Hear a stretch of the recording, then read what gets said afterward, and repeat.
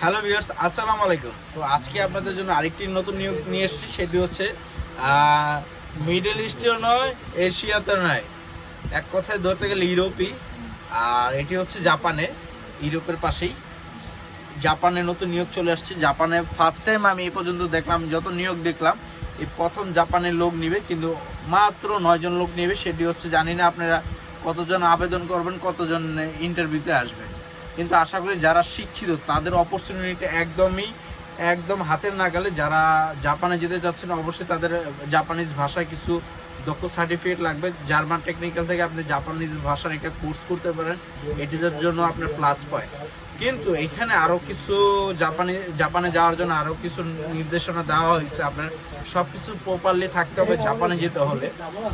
প্রথমত প্রার্থী সংশ্লিষ্ট কাজে দক্ষ হতে হবে। আপনার কাজের এক্সপিরিয়েন্স সার্টিফিকেট লাগবে। আপনি বর্তমানে যেখানে কাজ চাকরি করতেছেন এখানে আপনার এক্সপার্ট হতে হবে। দেন দ্বিতীয় হচ্ছে প্রার্থীকে ন্যূনতম 8ম শ্রেণী পাস হতে হবে। অভিজ্ঞতা সনদ তো লাগবে, আপনার ন্যূনতম 8ম শ্রেণী হতে হবে। আপনি যদি পড়ালেখা না জানেন আপনার আবেদন গ্রহণযোগ্য হবে না। তৃতীয় হচ্ছে প্রার্থীকে বয়স 18 থেকে 35 বছর পর্যন্ত আপনি যেতে পারবেন। নির্বাচিত কর্মীকে 180 ঘন্টা ব্যাপী জাপানিজ ভাষা প্রশিক্ষণ সম্পন্ন করতে হবে। মানে 180 ঘন্টার একটি কোর্স আছে। এটি যে কোনো টেকনিক্যাল ট্রেনিং সেন্টারে যে আপনি এটা কোর্স করতে হবে 180 ঘন্টার, মানে 3-4 দিনের একটা কোর্স জাপানিজ ভাষা শেখার। সেই একটা কোর্স করতে হবে আপনাকে। দৈনিক 8 ঘন্টা কাজ করতে হবে এবং জাপানের শ্রম আইন অনুযায়ী ওভারটাইম সুবিধা পেয়ে যাবেন। জাপানের যে শ্রম আইন আছে সেটা অনুযায়ী আপনি আপনার মজুরিটি পেয়ে যাবেন। বাৎসরিক কর্মদিবস, জাপানে বাৎসরিক কর্মদিবস 277 দিন এবং বাৎসরিক ছুটি 88 দিন, মানে 88 দিন। এরপর প্রতি মাসে আপনার বেতন সর্বসাক করলে আপনার বেতন হবে হচ্ছে 1,64,000 জাপানিজ ইয়েন, মানে জাপানি টাকায় তাদের যে টাকা, তাদের যে মূলত যে টাকা সেটা হচ্ছে ইয়েন বলে, জাপানিজ ইয়েন। বাংলাদেশি মুদ্রায় দাঁড়াচ্ছে হচ্ছে আপনার 1,15,000 টাকা প্রায়। তার মানে বুঝেন, আপনি বাংলাদেশ থেকে জাপানে যে আপনি চাকরি করবেন, সেখানে আপনার এই গার্মেন্টস সেক্টরে আপনি চাকরি করবেন, সেখানে আপনার 1 লাখ টাকার উপরে মান্থলি বেতন। তা আপনি আর কি চান? এই থেকে সুযোগ আমার মনে হয় না যে আর কোথাও আছে। কর্মী থাকা, যাতায়াত এবং ইউটিলিটি বিল বাবদ প্রতি মাসে 25,000 টাকা পাবেন। প্রতি মাসে জাপানি ইয়েনে 25,000, মানে বাংলাদেশি মুদ্রায় 17,000 টাকা কর্মীকে বহন করতে হবে। মানে কর্মী থাকা, যাতায়াত ও যে বিল বাবদ প্রতি মাসে জাপানিতে ইয়েন পাবেন এবং বাংলাদেশি মুদ্রায় 17,000 টাকা কর্মীকে বহন করতে হবে। মানে এটা হচ্ছে কর্মীকে বহন করতে হবে 17,000 টাকা। এরপর এখানে আরো কিছু বলা হয়েছে, সেটা আমি আপনাকে বলে দিচ্ছি। খাবারের খরচ কর্মীকে বহন করতে হবে। তো খরচগুলো তো আমি বলেই দিচ্ছি। আর একটি খাবারের খরচ কর্মীকে বহন করতে হবে। যে ওইখানে যে খাবেন ওইখানে খরচটা আপনারই বহন করতে হবে ওই দেশি টাকায়। আর এরপর হচ্ছে প্রার্থীর প্রাথমিক চাকরির মেয়াদ 1 বছর এবং প্রথম বছর অতিক্রম পরে জাপানিজ ভাষা পরীক্ষা টেকনিক্যাল ইন্টার্ন এক্সামিনেশন উত্তীর্ণ হওয়ার সাপেক্ষে চাকরির মেয়াদ আরো 2 বছর বৃদ্ধি হবে। মানে আপনি ওই দেশে ওইখানে আপনার টেকনিক্যাল ইন্টার্ন এক্সামিনেশনের জন্য একটা পরীক্ষা নেওয়া হবে। ওইখানে যদি আপনি ভাষা পারদর্শী হয়ে যান, আপনার চাকরির চুক্তি বছর আরো 1 বছর বৃদ্ধি করে দেবে বা আরো 2 বছর। মানে কোম্পানি অনুযায়ী যদি আপনাকে দেখেন যে আপনাকে প্রয়োজন কোম্পানির, আপনার দক্ষ এবং আপনার ভাষাতেও দক্ষ, তখন আপনাকে কোম্পানি আরো ওয়ার্ক পারমিট আপনাকে আরো বাড়িয়ে দিবে। এখানে সেটাই বোঝানো হয়েছে। এক্সামিনেশন উত্তীর্ণ হওয়ার সাপেক্ষে চুক্তির মেয়াদ আরো 2 বছর বৃদ্ধি হবে। এক্সামিনেশন জাপান অবস্থানকালে কর্মীকে নিজ ব্যবস্থাপনা ও প্রযোজ্য ক্ষেত্রে নিজ খরচে জাপানিজ ভাষা শিখন এবং টেকনিক্যাল ইন্টারনাল এক্সামিনেশন পরীক্ষার প্রস্তুতি গ্রহণ করতে হবে।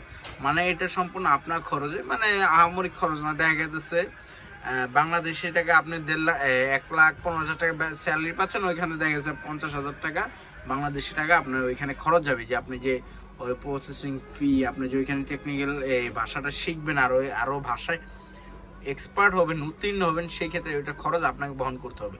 কর্মীকে জাপানের আইনের অনুযায়ী health insurance, welfare, pension, employment insurance সুবিধা প্রদান করা হবে। মানে আপনাকে বাংলাদেশে কিন্তু এই যে ইন্স্যুরেন্স, এইগুলো তো এখন আগের মতো একদম ভাওতাবাজি বললে, আপনি একটা ইন্স্যুরেন্স করছেন, আপনার এই ইন্স্যুরেন্সের টাকা উঠাইতে গেলে ভাই কি বলবো, আমার নিজেরও মার ইন্স্যুরেন্স ছিল, টাকা উঠাইতে পারতেছে না এখনো।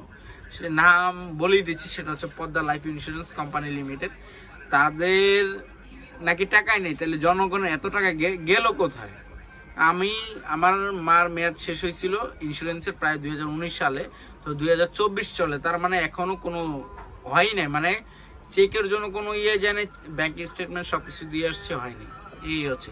কিন্তু বাট ওইখানে আপনার ইন্স্যুরেন্স এগুলো সব সুযোগ সুবিধা আপনি পেয়ে যাবেন, পেনশনও পেয়ে যাবেন। আপনি যখন রিটায়ার করবেন, যখন 5 বছর 10 বছর যখন চাকরি করবেন, করার পরে আপনি যখন চলে আসবেন দেশে, তখন আপনাকে পেনশনের টাকা দেওয়া হবে। কর্মীকে জাপানের শ্রম আইন অনুযায়ী এগুলো সবকিছু পাবেন। পাসপোর্টের মেয়াদ কমপক্ষে 2 বছর থাকতে হবে। আপনার বর্তমান পাসপোর্টের মেয়াদ কমপক্ষে হলেও আপনার 2 বছর থাকতে হবে, দেন হচ্ছে তারপর আপনি আবেদন গ্রহণযোগ্য। কর্মরত অবস্থায় কর্মীর দুর্ঘটনাজনিত ক্ষতিপূরণ জাপানের শ্রম আইন অনুযায়ী প্রদান করা হবে। আপনি যদি কর্মক্ষেত্রে যদি কোনো দুর্ঘটনা হয়, সেখানে শ্রম আইন অনুযায়ী আপনি আপনার সেটা ট্রিটমেন্টের জন্য এবং হসপিটালিটি খরচটি আপনি পেয়ে যাবেন। চাকুরিতে যোগদান এবং কর্মযোগ চুক্তি শেষে ফেরত আসার বিমান ভাড়া কোম্পানি প্রদান করবে। আপনি চাকরি যোগদান এবং কর্মচুক্তি শেষে ফেরত আসার বিমান ভাড়া কোম্পানি বহন করবে। আপনি চাকরি করবেন না, আপনি যখন চলে আসবেন চলে আসবেন একবারে, তখন হচ্ছে কোম্পানি এটা বহন করবে, এটা আপনার ইয়েতে থাকবে। প্রার্থীদের কমপক্ষে 2 ডোজ, এখানে আরেকটি বলা হয়েছে কমপক্ষে 2টি ভ্যাকসিন নেওয়া থাকতে হবে, কোভিড ভ্যাকসিন গ্রহণ করা হয়েছে মর্মের সনদ থাকতে হবে। তার মানে যারা 1 নাম্বার 2 নাম্বার ভ্যাকসিন দিয়েছেন কোভিডের, তারা ভ্যাকসিন দিতে হবে, মাস্ট বি, তাদের লাগবে, তাদের ভ্যাকসিনের সার্টিফিকেট লাগবে। আর দ্বিতীয় কথা হচ্ছে, আরেকটি হচ্ছে জর্ডানে তৈরি পোশাক শিল্পে উত্তর পূর্বে কর্মরত প্রার্থীদের বর্ণিত শর্তাবলী পূরণ সাপেক্ষে যারা জর্ডানে চাকরি করছেন দীর্ঘদিন যাবত, তাদেরকে অগ্রাধিকার দেওয়া হবে। যারা জর্ডানের কাজের এক্সপিরিয়েন্স আছে, তাদেরকে মূল্যায়ন করা হবে জাপানে, ঠিক আছে। এরপর আরো কিছু নির্দেশনা, আর যে খরচ যাবে সেটার খরচ আমি আপনাদেরকে বলে দিচ্ছি। অগ্রাধিকার প্রার্থীদের জীবন বৃত্তান্ত, মানে আপনার জীবন বৃত্তান্ত একটি হচ্ছে বায়োডাটা লাগবে, অভিজ্ঞতা এবং অন্যান্য তথ্যাবলী বয়সের লিঙ্কে আপনার আগামী 20 মে মাসের 20 তারিখ 2024 তারিখের মধ্যে আগে মানে ভিত্তিতে আপনার ফর্ম, আপনার অ্যাপ্লিকেশনটি আগে থাকবে। যদি ওভার হয়ে যায় সেটা কিন্তু হবে না।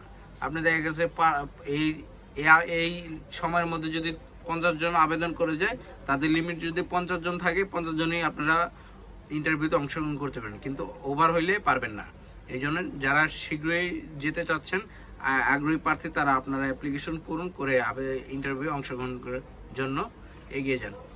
আর তৃতীয় কথা হচ্ছে, আপনাকে টেকনিক্যাল ইন্টার্ন হিসেবে জাপানে গমনকারী কর্মীদের সিলেকশন পর্ব প্রশিক্ষণ ও সিলেকশন পরবর্তী ব্যবস্থাপনা, ব্যয় বহির্গমন ছাড়পত্র, wage earners welfare fee, smart card এবং অগ্রিম কর বাবদ 56,350 টাকা বয়সেলের বরাবর পে অর্ডারের মাধ্যমে প্রদান করিতে হবে।